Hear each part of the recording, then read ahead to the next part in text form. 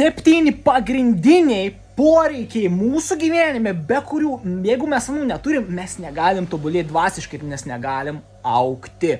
Tai pradėsime nuo pačio pirmo, nuo kurio tu iškart mirtum, jeigu tu neturėtum, tai ir oras. Pats svarbiausias dalykas, mes turim kontraktą, padaręs visą žmoniją, jeigu mes nekvepuojam, mes mirštam. Tai yra giliau negu įsitikinimus.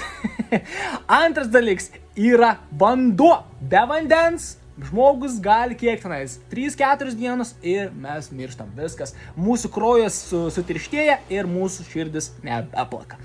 Turim tada trečią. Tai kas yra? Ne maistas, tai yra miegas. Be miego, absoliučiai, mes negrįžtam į dvasinę poziciją, mes negrįžtam, nesusijungiam su savo sielos pozicija. Tai tas ir svarbiausia, labai itin svarbu žmogui grįžti į tą dvasinę būseną. Miegas. Po miego tada yra maistas. Žmogus be maisto negali išgyventi, kaip imant apytiksliai, apie 3-4 savaitės žmogus gali išgyventi be maisto, plius minus. Tada 5 yra namai, kažkokia tai vieta, kur mes galim tiesiog tobulėti ir būti ir jausti komfortą ir tiesiog gyventi. Tai neprivalo būti 4 sienos, tai gali būti urvas, jeigu tu nori pavadink. Tai gali būti bet kas, svarbu kažkokia vieta, kur mes turim būtent savo. Ir tada turim 6 dalyką, kas yra santykiai. Ir tai gali būti su žmogum, tai gali būti su gyvūnu, tai gali būti su kažkokia dvasinė būtybė, tai gali būti su nežemiška būtybė, tai gali būti su medžiu arba gali būti su kėdė, jeigu nori.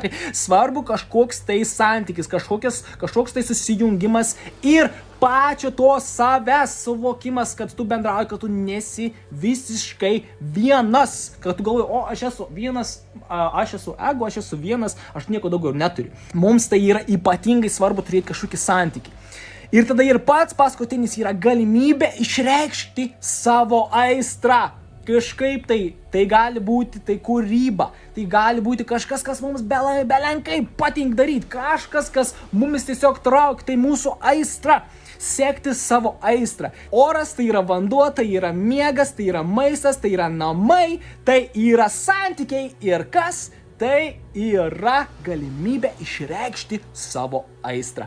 7 pagrindiniai mūsų poreikiai, be kurių mes negalim dvasiškai tobulėti.